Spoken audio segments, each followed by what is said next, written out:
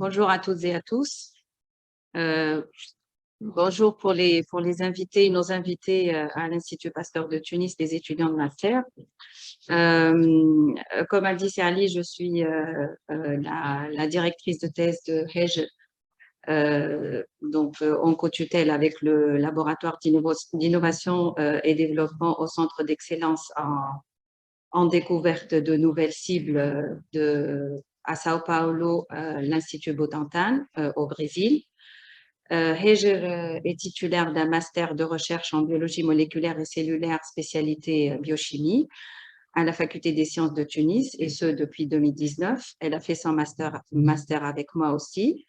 Actuellement, elle est doctorante au sein du laboratoire LVVH, comme a dit Sally, et en co-tutelle avec Butantan, sous la direction également de Dr Faria Fernanda. Et depuis son master, Heger s'est focalisé sur la caractérisation biochimique et structurale de biomolécules qu'on trouve dans les glandes salivaires de tique. Elle va vous éclairer encore plus sur ça, et particulièrement la tique dure Yaloma dromedari qu'on trouve sur les dromadaires. Elle se trouve principalement au sud du pays, parce qu'il y a d'autres espèces qui sont caractérisées, qui infestent les dromadaires au centre.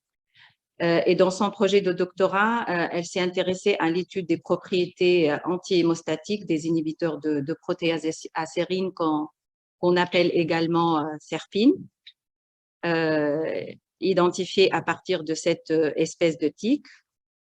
Plus.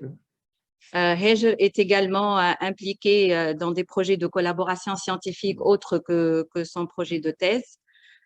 Toujours des collaborations qui s'intéressent à la valorisation de biomolécules issues de glandes salivaires de tique comme source de biomolécules thérapeutiques autres que Yaloma dromedari, comme par exemple Ixodes ricinus ou autres, avec d'autres laboratoires de recherche en Europe. Voilà, vous avez la parole. Merci. Je commence, Hichem. Je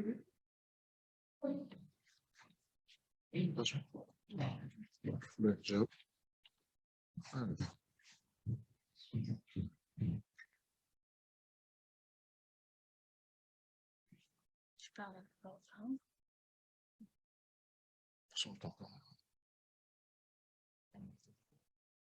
Ok. Non.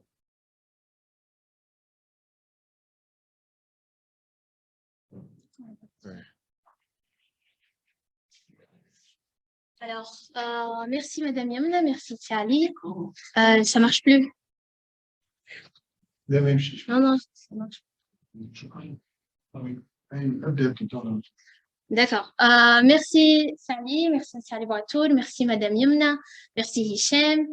Bonjour tout le monde et merci d'être présent aujourd'hui dans ce 12e séminaire de l'Institut Pasteur de Tunis.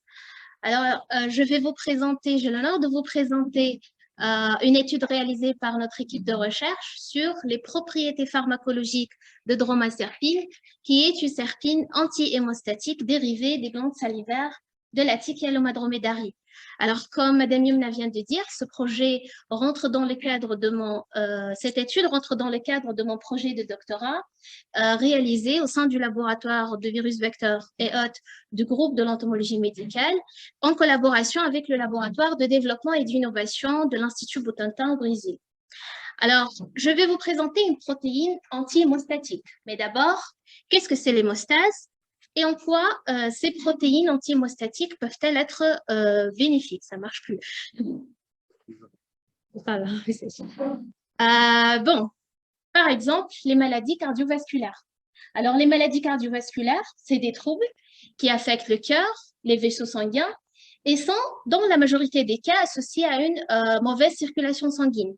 Alors, ces maladies sont d'autant plus graves quand il s'agit d'un vaisseau sanguin qui alimente le cœur, le cerveau, pouvant provoquer des maladies mortelles telles que les AVC de type ischémique, l'infarctus de myocarde, ce qu'on appelle également attaque cardiaque, la thrombose veineuse profonde, etc. Alors, quand vous voyez, ces maladies touchent les différentes populations mondiales, avec presque autant de femmes que d'hommes, et les différentes tranches d'âge. La gravité de ces maladies et leur impact sur la santé font de ces maladies, les maladies cardiovasculaires, la première cause de mortalité mondialement, loin devant les maladies infectieuses, le cancer ou même les maladies nouvellement émergentes telles que le Covid, selon le rapport publié par l'Organisation mondiale de la santé fin décembre 2020. Alors, ces maladies surgissent quand il y a un déséquilibre qui touche le système hémostatique, ce qu'on appelle également l'hémostase, qui repose sur la triade agrégation plaquettaire, coagulation sanguine et fibrinolyse.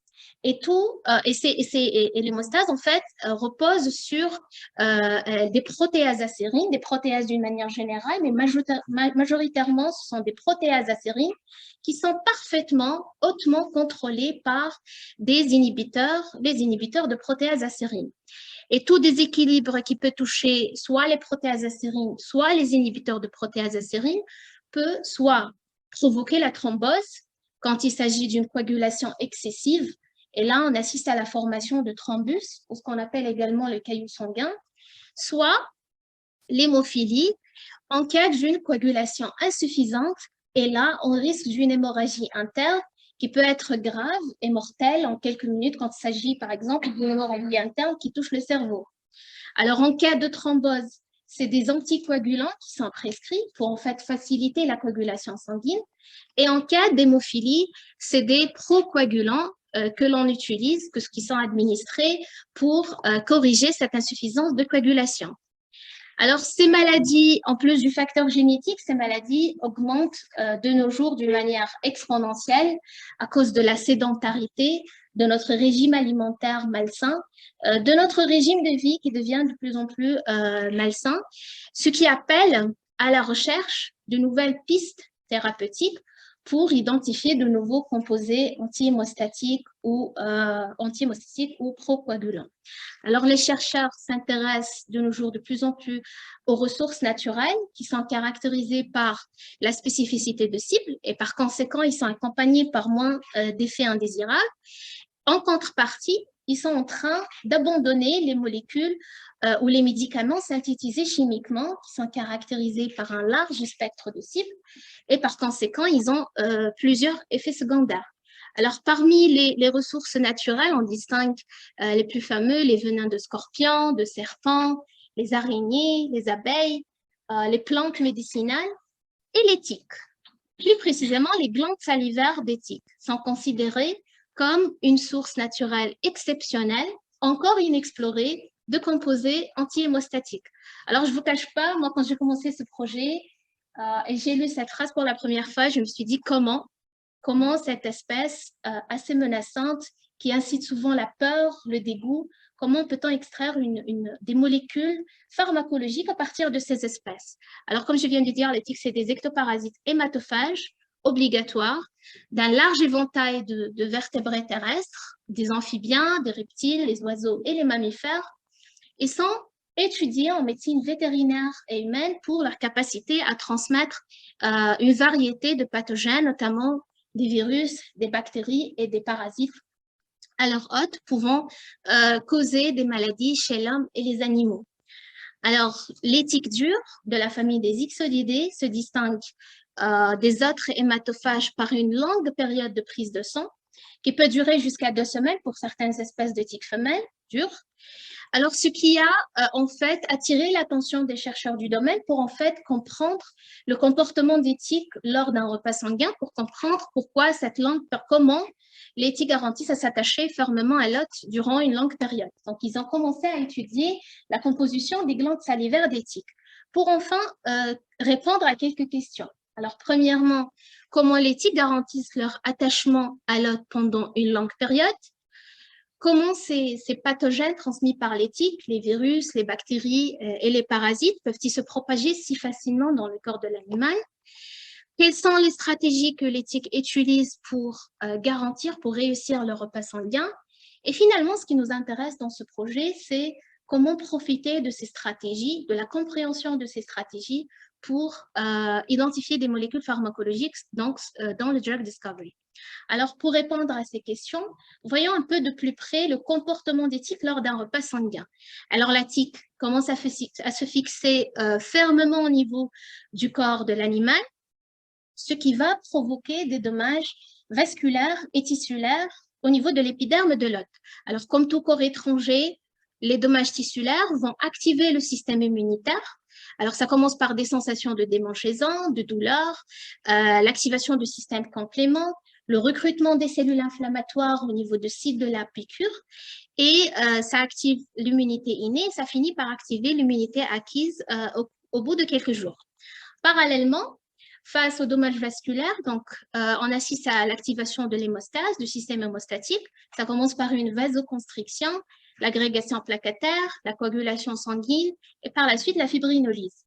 Alors, ces deux systèmes essayent d'interrompre le repas sanguin de la tique, de minimiser les pertes de sang, cependant, et de rejeter la tique du corps de l'animal. Alors, cependant, la tique réussit quand même son repas de sang et réussit à s'attacher fermement au niveau de l'hôte durant une longue période en sécrétant la salive au niveau du site de la piqûre. Alors, la salive contient un cocktail de molécules appartenant à de plusieurs natures. Alors, on va trouver des protéines, des prostaglandines, des micro-ARN, etc. Mais ce qui nous intéresse dans ce projet, c'est les protéines salivaires de tique qui sont capables d'inhiber sélectivement et spécifiquement le système immunitaire et l'hémostase de l'hôte de manière à neutraliser la réponse de l'hôte. Alors, de cette manière, la tique réussit son repas sanguin et réussit à s'attacher fermement. Alors, dans mon projet, on s'intéresse à la famille des serpines. Serpine pour serine protease inhibitors, c'est des inhibiteurs de protéase à serine d'environ 45 kilodaltons. Alors, c'est des protéines à peu près de 400 acides aminés que la plupart sont des protéines glycosylées. Mais la glycosylation n'intervient pas dans leur activité physiologique, à savoir inhiber les protéases à serine. Alors, les serpines se distinguent des autres des inhibiteurs de protéase par le site d'interaction appelé RCL pour Reactive Center Loop. Loop, c'est une boucle.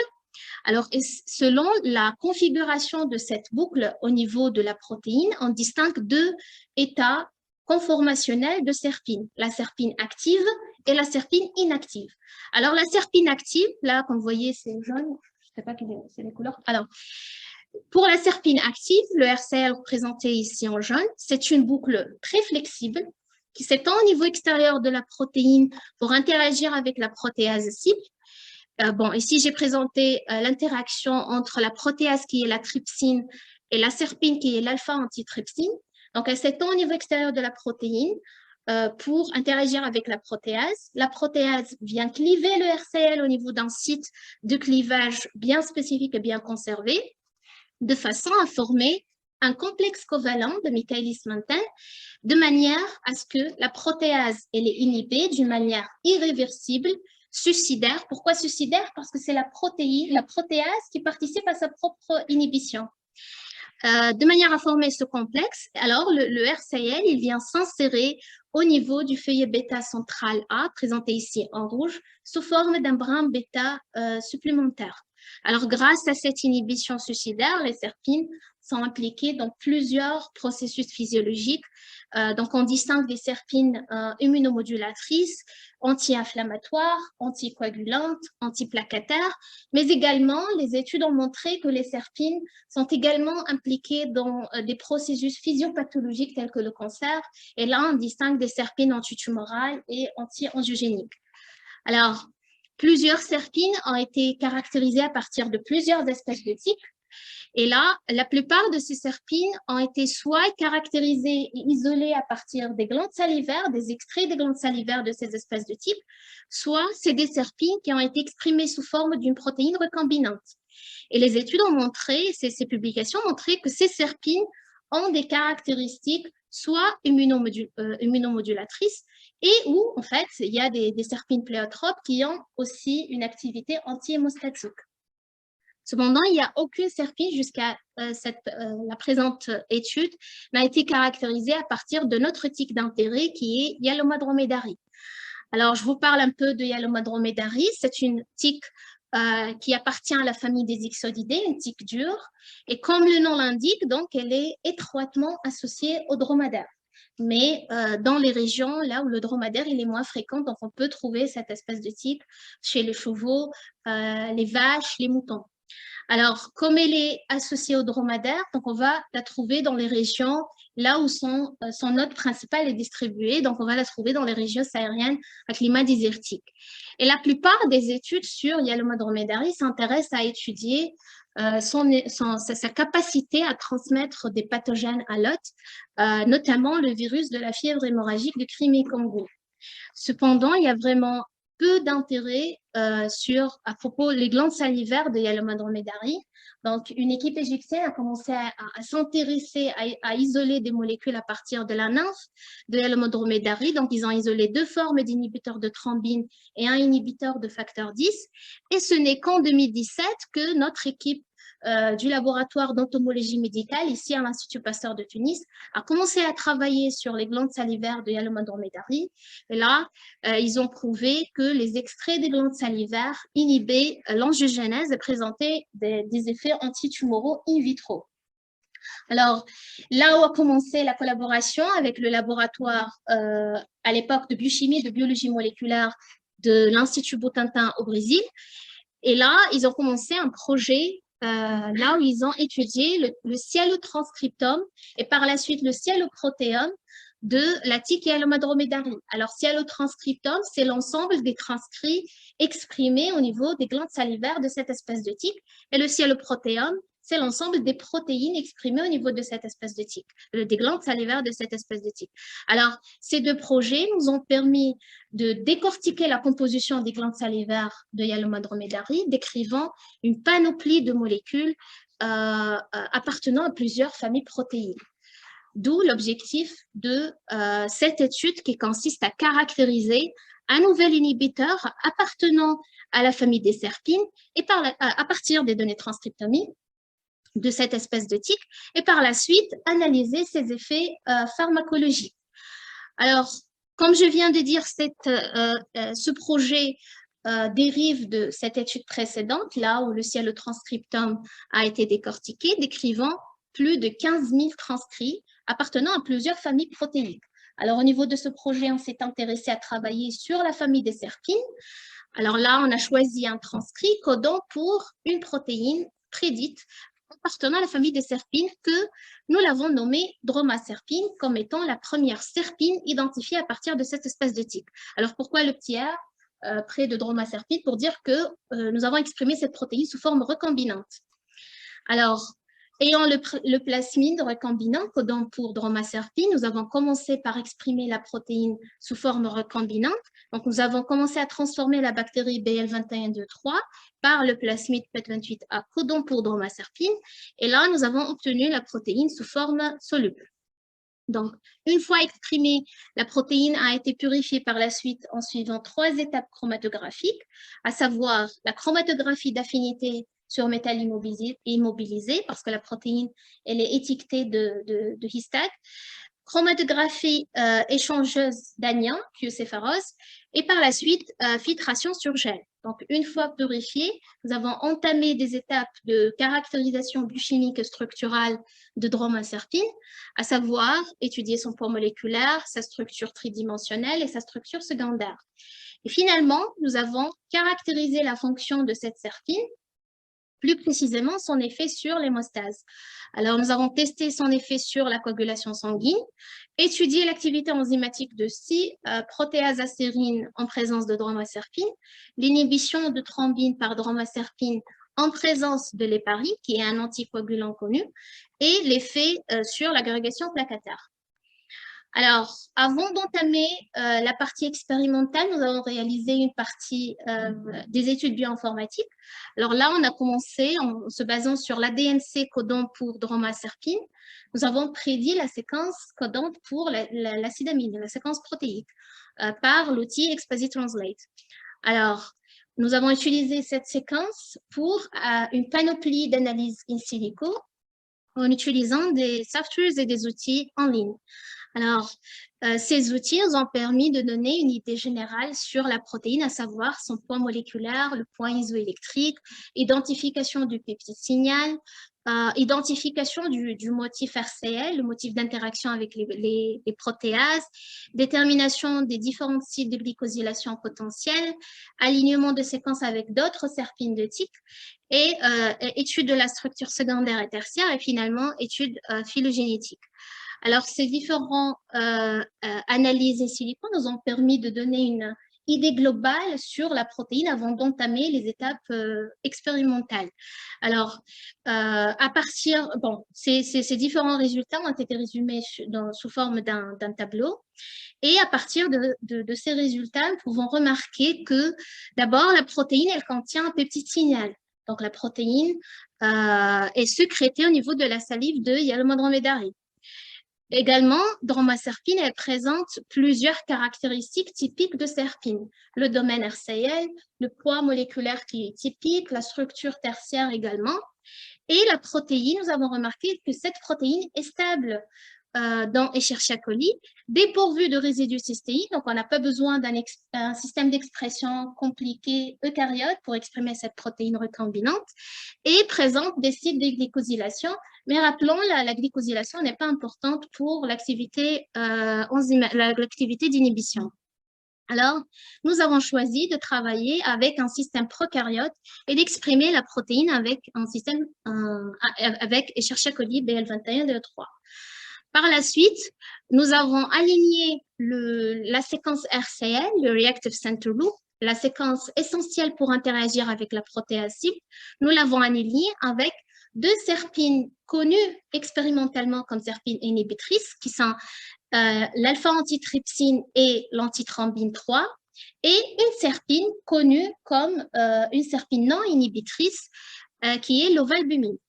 Alors là, nous avons remarqué que tous les acides aminés considérés comme essentiels pour la fonction inhibitrice des serpines étaient parfaitement conservés au niveau de la séquence de RCL de Dromaserpine. Également, globalement, le RCL de Dromaserpine, il partage une plus grande homologie de séquence avec les serpines inhibitrices alpha-antitrypsine et antithrombine 3. Alors, nous avons conclu que nous sommes en train d'exprimer une protéine qui potentiellement peut être inhibitrice. Et là où nous avons entamé les étapes d'expression. Alors, pour l'étape d'expression, nous avons obtenu la protéine sous forme insoluble et sous forme soluble. Alors, majoritairement, la protéine s'agrège sous forme de corps d'inclusion, mais nous avons choisi de travailler avec la fraction soluble. Alors, à partir de la fraction soluble, nous avons réalisé les 3 étapes de purification, P1 pour IMAC, la chromatographie d'affinité, P2 pour la chromatographie échangeuse d'ions et P3 pour la filtration sur gel. Alors, à partir de ces 3 étapes de purification, nous avons obtenu une protéine assez pure pour entamer les différentes étapes subséquentes. Alors, nous avons commencé par étudier la configuration de la protéine, sachant que les serpines ont la capacité de polymériser. Donc là, nous avons eu recours à la filtration sur gel. Nous avons chargé la colonne par des molécules ayant un poids moléculaire connu, et par la suite, nous avons chargé la colonne avec Dromaserpine pour en fait conclure que Dromaserpine est une protéine monomérique qui a à peu près, la protéine exprimée qui a à peu près 37 kilodaltons. Alors, par la suite, nous avons analysé la structure secondaire de la protéine par spectroscopie de dichroïsme circulaire, qui est une technique qui nous permet d'étudier la structure secondaire d'une protéine soluble ou pas soluble. Alors, à partir du spectre de dichroïsme circulaire, nous avons conclu que c'est un spectre caractéristique de protéines structurées qui a un mélange d'hélice alpha, de feuillet bêta et de structures désordonnées, à savoir des boucles, des tours, etc. Alors, la déconvulsion de ce spectre par l'outil BestCell nous a permis de prédire le pourcentage des différents éléments secondaires. Donc, nous avons 54, à peu près 54% d'hélice alpha, 21,4% de feuillet bêta, et les autres structures sont des structures désordonnées. Alors, nous avons confirmé cette structure, ces différents pourcentages, grâce à la modélisation. Et là, nous avons proposé 2 modèles. Rappelons que les serpines, ils ont 2 configurations, soit la dromaserpine qui est active, soit inactive. Alors, pour dromaserpine active, elle présente le RCL qui est exposé, qui est non clivé, Donc, c'est un RCL qui est situé sous la forme d'une boucle flexible à l'extérieur du corps de dromaserpine, pouvant interagir avec la protéase cible. Et le deuxième modèle, il présente dromaserpine inactive après interaction avec la protéase et qui présente le RCL qui est clivé et inséré au niveau du feuillet bêta central A sous forme d'un brin bêta supplémentaire. Alors, par la suite, nous avons entamé les différentes étapes de caractérisation fonctionnelle. Et là, nous avons commencé par le test APTT pour Activated Partial Thromboplastin Time, qui permet d'étudier l'effet d'une protéine ou d'une molécule sur la voie intrinsèque et commune de la coagulation sanguine. Alors là, nous avons testé 4 concentrations de dromaserpine après une incubation de 20 minutes. Et nous avons constaté qu'un micromolaire était suffisant pour inhiber et prolonger la voie de coagulation intrinsèque.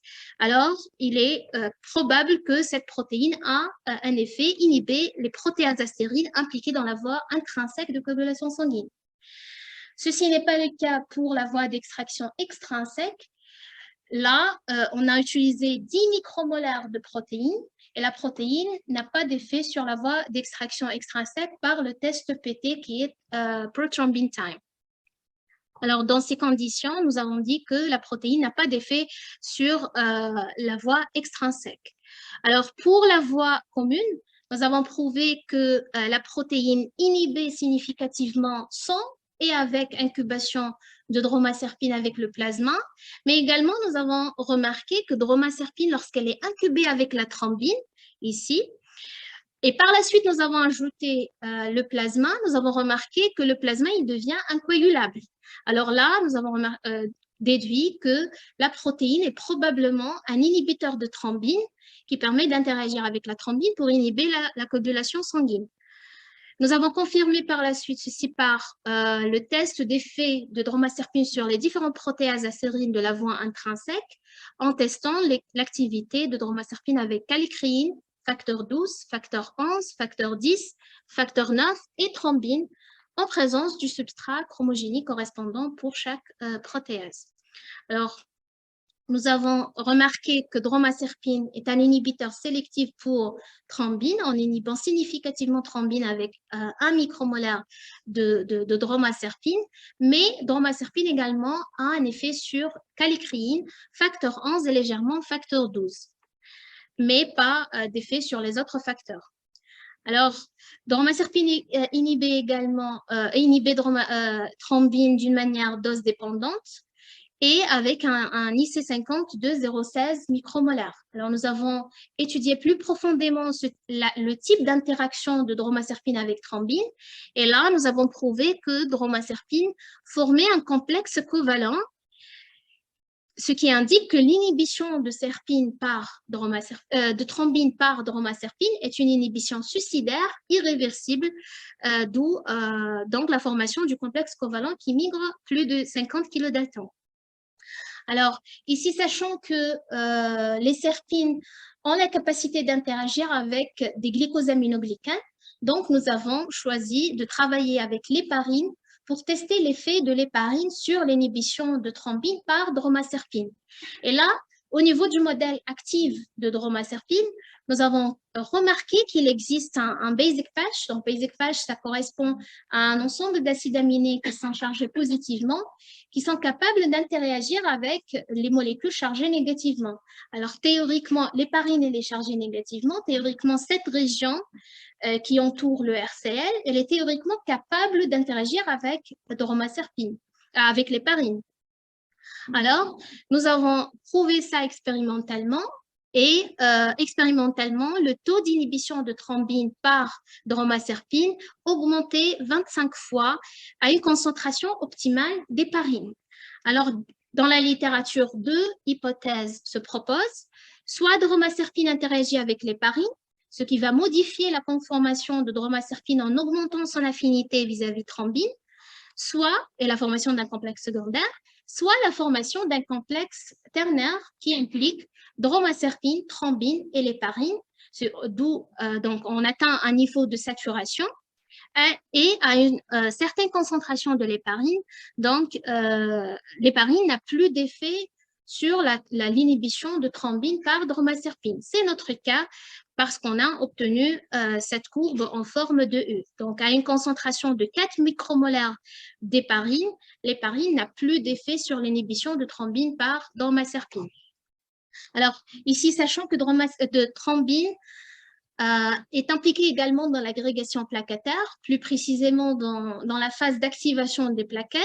Donc, nous avons prouvé également que dromaserpine inhibait l'agrégation plaquettaire lorsque l'agrégation plaquettaire elle est induite par thrombine, avec 88,16% par rapport au contrôle. Alors, en conclusion, dans cette étude, nous avons exprimé une protéine recombinante qui appartient à la famille des serpines. Cette protéine, elle se trouve sous forme d'un monomère soluble, bien structuré, d'environ 43 kilodaltons. La protéine dromaserpine est une serpine anticoagulante qui agit sur les protéases de la voie de coagulation intrinsèque. La dromaserpine est capable d'inhiber thrombine avec une concentration de l'ordre de micromolaire, de 0,2 à 1 micromolaire, et cette inhibition est significativement augmentée en présence de l'héparine qui est un anticoagulant connu. Alors, dromaserpine a également inhibé calécrine, facteur 11 et facteur 12. Donc, on peut qualifier dromaserpine comme un inhibiteur sélectif, mais pas spécifique, et présenter également une inhibition significative de l'agrégation plaquettaire quand elle est induite par thrombine. Alors, cette étude a fait l'objet d'une publication publiée in Toxins récemment. Donc, je vous invite à lire cette publication. Et merci.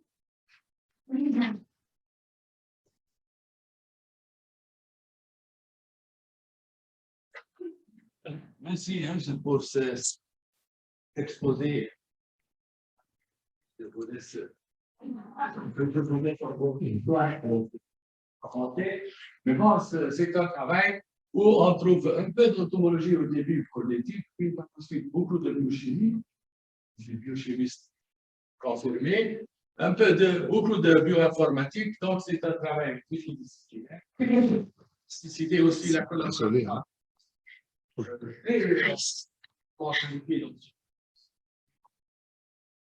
Que je remercie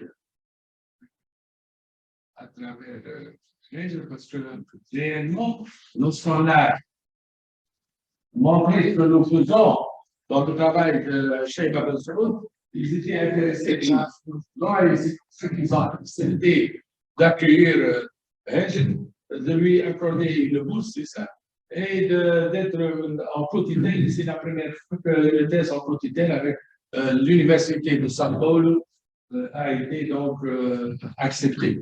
Et ça fait jaser.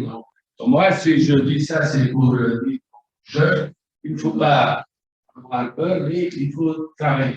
Donc, j'ouvre la discussion pour des questions. Si vous voulez bien mettre la conclusion comme ça. Ah, d'accord. Donc, je commence par là. Oui, on a la priorité au phare.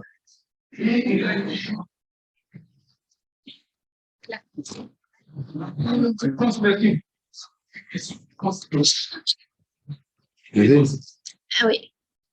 عليك ميشيل.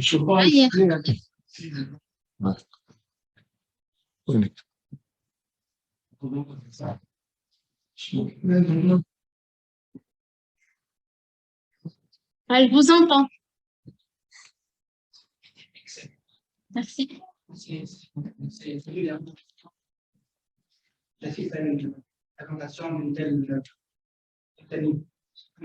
Merci. Mais une question de curiosité par rapport à la coagulation.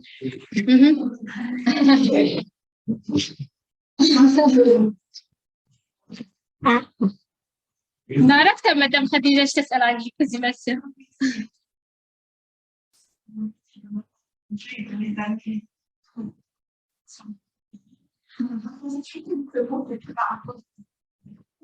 Oui. Oui. Et là, je suis curieuse quand même, est-ce que vous m'avez essayé de faire une coagulation ou de comparer un système d'expression qui est bien capable de générer des modifications C'est là. Je vois une activité des actions typiques et très bien. Est-ce qu'il y a eu des essais dans ce sens ou, Non, franchement non, mais il y a une publication qui parlait d'une serpine et ils ont d'une serpine glycosylée et la serpine non glycosylée. Donc ils ont exprimé la protéine dans un système prokaryote et Escherichia coli et ils ont exprimé la protéine, la même protéine en utilisant Pichia pastoris. Donc, ils ont comparé l'activité d'inhibition de cette serpine dans les deux systèmes d'expression. Donc, il n'y a vraiment pas de différence. Oui. Donc, ils ont conclu que les serpines, et ce n'est pas que cette publication, mais ils ont conclu que les serpines n'ont pas besoin de la glycosylation par l'activité enzymatique. Mais je pense que c'est important pour l'adressage moléculaire ou quelque chose comme ça. Oui, parce que les activités cinétiques, enzymatiques. Oui. Là, je parle de la publication, en fait, mais on a testé l'activité, la cinétique enzymatique de dromaserpine en présence de thrombine. Donc, que les deux, on a testé avec alécrine, mais ça ne marchait pas. Donc, nous avons testé sur thrombine pour voir l'activité enzymatique de dromaserpine. La cinétique enzymatique. Je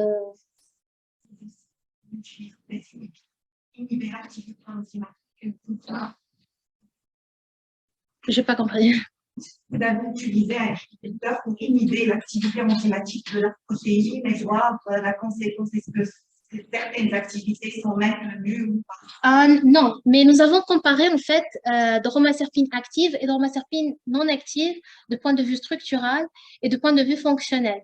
Alors là, ce n'est pas dans cette publication, mais nous avons étudié la stabilité de la protéine, température, etc. Donc là, nous avons testé plusieurs états conformationnels de dromaserpine, mais pas inhibée, non inhibée. Elle est inhibée naturellement, mais pas en présence d'un inhibiteur.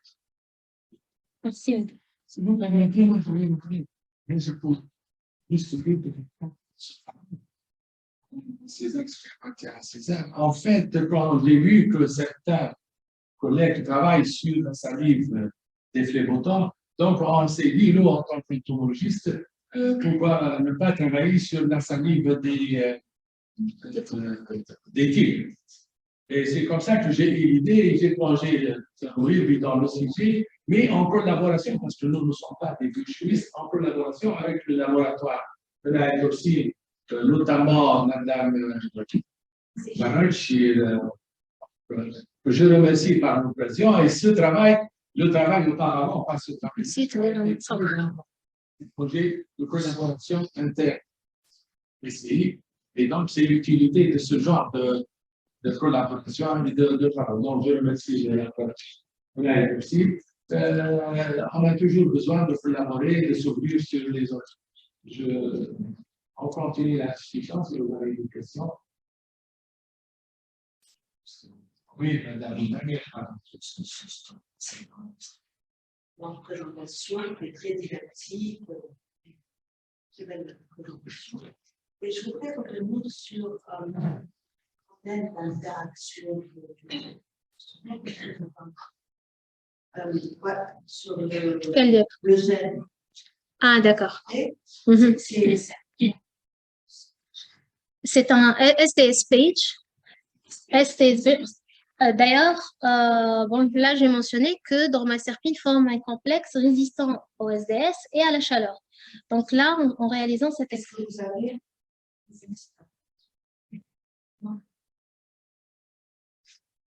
Tu dis que ce complexe et correspond à la taille attendue entre la et malheureusement. Est-ce que vous avez fait l'interaction de thrombine avec dromaserpine? Non, c'est avec le gel. Parce que là, pour réaliser ce gel, les protéines ne sont pas, pardon.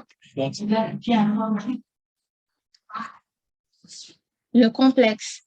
Alors là, nous avons réalisé cette expérience après incubation d'1 heure. Alors, on s'attend, après 1 heure, à avoir un complexe formé, une nouvelle bande qui va apparaître dans le gel, qui ne peut correspondre que au complexe. Ah oui, bien sûr. Non. Nous avons montré. Si vous avez une présentation d'identification de cette interaction, trouver l'interaction. Non. Parce que là, c'est une hypothèse que vous validez indirectement par d'autres expériences. Oui. Si vous voulez. Non, pas encore, mais on est en train maintenant de travailler sur la modélisation et le docking. Donc, et après le docking, on prétend faire le complexe, la structure cristalline du complexe par cristallographie. Donc, là, on peut prouver, on peut dire qu'on a le complexe. Mais là, normalement, oui, on a le complexe.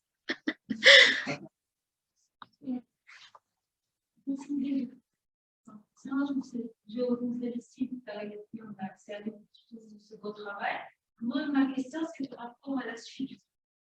Est-ce qu'il y aura une suite à ce travail pour essayer de balancer son suite?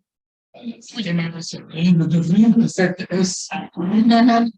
S global service. Oui.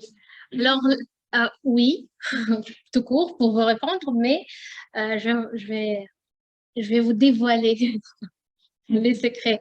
Non, en fait, c'est pas des secrets. Bon, oui, bien sûr, c'est un inhibiteur de thrombine. Et on sait que la thrombine, elle est impliquée dans presque tout. L'inflammation, dans l'activation des cellules endothéliales.